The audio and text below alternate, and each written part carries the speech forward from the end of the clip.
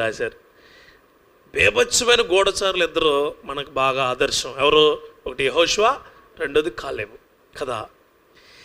ఈ గూఢచారత్వం చేసిన వ్యక్తులు 45 సంవత్సరాల తర్వాత, ఆఫ్టర్ 45 ఇయర్స్ అప్పుడు వచ్చి మనం చూసిన చోట నిలబడి మరలా సాక్ష్యం చెబుతున్నాం మన విజయం పైన.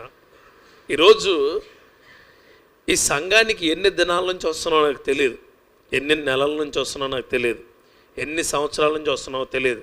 అన్నీ లెక్క పెట్టకండి, అవి కూడా కలుపుకుని నిలబడండి. నీ విజయ రహస్యం నీకు దేవుడు చెప్పబోతాడు. హల్లెలూయా.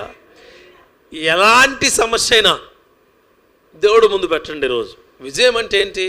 మనకున్న సమస్యను తీర్చగలిగే శక్తే విజయం. అదే మనం చదువుకున్నాగా కీర్తన, నీ కృప నిరంతరం ఉండును, ఫరో సైన్యాలు పైన నీ కృప నిరంతరం ఉండును, నా శత్రువుల ఎడల నీ కృప నిరంతరం ఉండును, నాకు వచ్చిన ప్రతి విధమైన క్రియల ఎడల నీ కృప నిరంతరం ఉండును. ఉండాలి. మన కుటుంబాల్లో మనకున్న ప్రయత్నాల్లో మన యొక్క విజయ రహస్యాలు ఆ దేవుడు లేకపోతే మనకు ఏమీ